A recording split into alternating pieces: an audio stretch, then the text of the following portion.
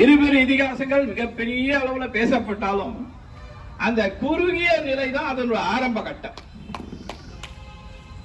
அதை ஒரு தலைப்பா எடுத்து பாரதத்தில் பங்களிப்பு நட்பா நன்றி உணர்வா அப்படிங்கறது வச்சு எனக்கு எதை சொல்வது அப்படிங்கிறது சற்று இதுவா தான் இருக்கு. பட் இதெல்லாம் முதல்ல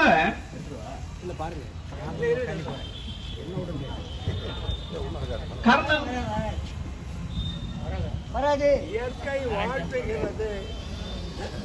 தனது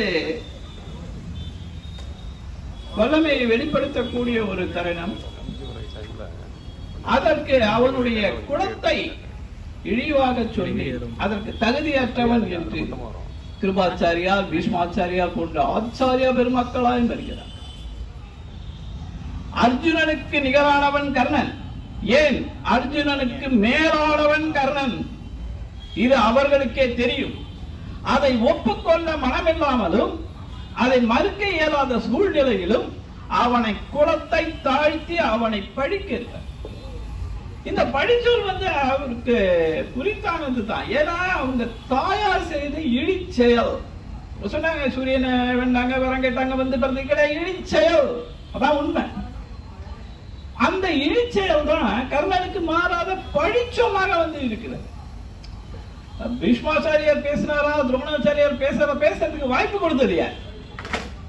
ஒரு தாய் தனக்கு சரியான அங்கீகாரத்தை கொடுத்திருந்தால் அவன் தரம் தாழ்ந்து போயிருக்க வேண்டிய அவசியமே கிடையாது. அப்படி தரம் தாழ்ந்த நிலைக்கு ஒரு தாயானவள் அவனை தள்ளிவிடுகிறாள். அவனை அவமானத்தால் குன்றி போகிறான் கர்ணன். அவமானத்தால் குன்றியவனை கண்டு கொதித்தெழுகிறான் துரியோதனன். அப்படி கொதித்தெழுகின்ற பொழுதுதான் அவனுக்கு தோல் கொடுப்பதாக அங்க தேசத்து அரசனாக அவனை நியமித்து அதற்கு தகுதி உடையவனாக ஆக்கிறான். வீரத்திற்கு தகுதியை கொடுக்கிறான். அந்த தரத்தினை உணர்ந்து நட்பு தான் அங்கு முதலிடமாக அங்கு பேசப்படுகிறது. அந்த நட்பு என்பது அவனுக்கு சுயநலமாகவே இருந்திருக்கிறது. அர்ஜுனனுக்காகத்தான் அவன் இவனை துணையாக ஏற்றுக்கொண்டான். இல்லைன்னா நட்பு தான் கிடையாது. சரி, இவன் தான் நட்பை அவன் ஏற்றுக்கிட்டான். இவன் நட்பை அவன் ஏற்றுக்கணும் அவசியம் இல்லையே.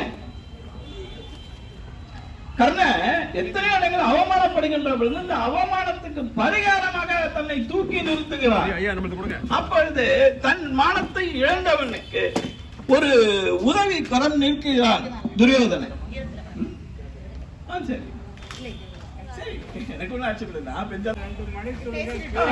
அது குறித்து பேசுவதற்கென்றால் அவனை அந்த மானம் காத்த ஒரு நிலையில் அவனை தூக்கி நிறுத்துகிறான் துரியோதனன்.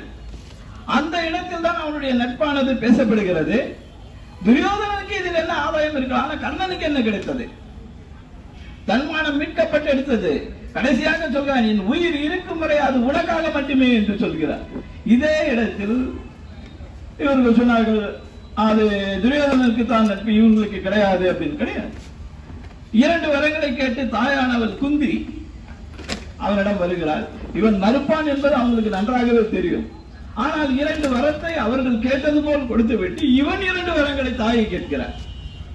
ஒருவேளை என்னுடைய மரணம் நிகழும் தருவாயில் மற்றவருக்கு இந்த விஷயங்கள் நீங்க சொல்லாமல் இருக்க வேண்டும். மரணம் நிகழ்ந்த பிறகு உலகறிய அதை சொல்ல வேண்டும்.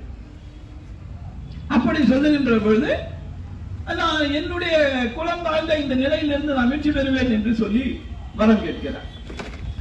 இறுதியில் மரண தருவாயில் தனக்காக பீஷ்மாச்சாரியார் இருக்கும் வரை களம் புகழ் என்று சொன்ன கர்ணன் பீஷ்மாச்சாரியாருக்கு பிறகு களம் புகழ்ந்து துரியோதனனுக்காக தன்னுடைய உயிரையை கொடுக்கிறான்.